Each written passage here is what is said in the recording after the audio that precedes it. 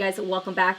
Today we're going to be talking about makeup products that are specifically from more higher end price points that I have purchased in the past and I won't be repurchasing anymore. I don't know about you guys, but when it comes to high-end makeup, I do cringe a little bit when I see the prices of what I spend on specific products. And some of these products that I'm going to be talking about, I don't necessarily dislike them. I do like them. It's just I have my reasons as to why I won't go back and repurchase them after I get done with them. I thought this was kind of a fun video because it would give you guys a little bit of insight as to some of these products. Maybe you guys have them, maybe you've been looking into them, you've seen them, you've thought about them, whatever it is. I just wanted to give you guys my input. But if you guys want to see a drugstore version of this, let me know down below. We're going to go ahead and get started. If you guys are new to my channel, welcome. I hope you guys will stick around. Let's get diving into this. So the first product I wanted to talk about is the Beauty Blender. Don't ask, I know. Why would you ever repurchase this stuff? I got this actually in my box. I purchased the Try Beauty box, I believe I got it in a while ago, and I was using this and I was excited to use it again because I've always used the Real Techniques. I have one from e.l.f. I really like, and those two are really the only brands that I've really dove into that I've really enjoyed. But there are so many different sponges nowadays that you guys could try sponges from anywhere, and it's kind of just trying them out until you find one that you really like. I just don't find that this sponge in particular blends out the way that a sponge that I spend $6 on does a really good job with. I think maybe also I remember the last time I tried this that I really only specifically liked the black one. I found that the black one was the only one that really, you know, made my foundation look flawless, made my concealer look flawless, and really, you know, like blended everything out really nicely. So this is something that while it's a nice little perk to get, or it's a really pretty item to have, it isn't like more pricier, more bougie product to have. I definitely would say that you don't need to spend your money on a beauty blender anymore. So I have two foundations. The first one is the Pure 4-in-1 Love Your Selfie Foundation. I will give it to Pure Cosmetics because I love the idea of having a 2-in-1 where you have the option to use it as a foundation and or a concealer. I don't know why, but I thought that it was genius for me. I don't like it as an entire foundation because I just don't like the way it wears as an entire foundation, but I love it as a concealer. I love to spot conceal with this because I think it has the good coverage in it and it really packs a punch, and you don't need a lot of concealer to cover anything, which I love. But for the price point of this, I could definitely find a concealer that's a lot cheaper.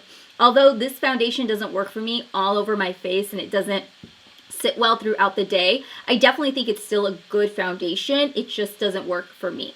Then we move into the Born This Way Undetectable Medium to Full Coverage Foundation. And I know some of you guys are like probably thinking like, oh my goodness, I can't believe you put this in here, because I love this foundation. And here's my reasoning. This is a great foundation. Don't get me wrong, it is so beautiful and it sits so nicely on the skin. If you have any sort of issues that you're trying to cover up, this is definitely going to be one to try out because it doesn't feel super heavy. It pairs beautifully with like the Too Faced Loose Ethereal Loose Powder. Even the Peach Perfect line, it sits really well with that.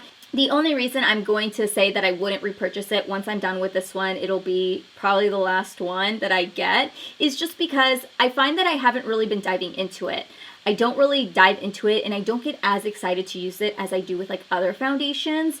I think maybe just because it's a little bit thicker in formula, so it feels a little bit heavier on the skin, whereas some of the other foundations that I've been using are a little bit lighter in consistency and you build it up to that medium to full coverage. So for me, I've really been into foundations where I build the foundation and then I get it to where it still feels a little bit light on the skin, and then I just go in with concealer to conceal whatever it is that I need. It's a good foundation. I think if you're looking for a medium to full coverage foundation, I would still recommend it. I just personally think once I'm done with it, I'll be done and I'll move on to something else. I have one primer, the Lancome La Base Pro. This is the Perfecting Makeup Primer Smoothing Effect. This is oil-free. To me, this is very similar to the Smashbox Photo Finish Primer. This has got the same consistency and everything, so if you like that kind of a formula, you would definitely enjoy this. Not always, but sometimes this one doesn't sit well with other foundations, and I feel like the Smashbox one does a little bit better. I also really do like the one by Maybelline. Maybelline makes one that's a little bit more affordable. That one's a little bit slicker, but this one is probably one that I enjoy, but not as much as I enjoy like the Maybelline or the Smashbox one. Oh my gosh, it's like super runny. I'm sorry. Oh no. How long have I had that on my lips? I hope not long. Oh goodness. Oh. Okay, we are moving into mascara. I have one mascara to talk about. This is the Superhero It Cosmetics mascara. I told you guys, last year I think it was, I really love this mascara. I'd actually bought in two. So I'd gotten one in my Ipsy, and then once I got done with that one, I had a sample, I used it, and then I bought the full size one when they were having a sale on it. The main reason why I won't repurchase this mascara is I just feel like it's a very inconsistent mascara. I've had really great tubes of mascara where the product doesn't come out like really chunky and clumpy, and then I've had tubes like this one that just comes out really thick and a lot of product comes out, so it makes my lashes way down, and it's a very runny formula.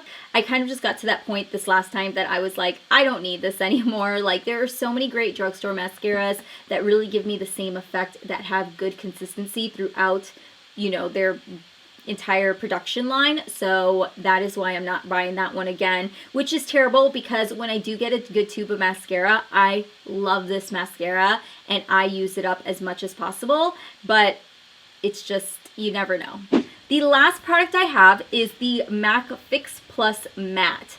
This one here came out right when they did this one. They did one for dewy skin as well. But this one in general, I just don't use it as much because I have now found an alternative to me that is a lot better, which is the Catrice Matte Fixing Spray. And that one, I don't feel like I have to shake very much, and every time I use it, it keeps my makeup just as matte as this one does, and it's just an easier product to use, and it only retails for like maybe $4 to $5, whereas the MAC Fix Pluses, they do retail a lot more. So that is the last product I have. Let me know down below what's a product that you guys have in your collection right now that you guys know for a fact that you enjoyed, or maybe you didn't enjoy and you just won't buy it again. Thank you so much for watching today's video. If you guys want to see another one with drugstore alternatives, you let me know down below in the comments. I hope to see you guys all in my next video, and make sure to hit that subscribe button before you head out, and I will see you guys tomorrow. Bye.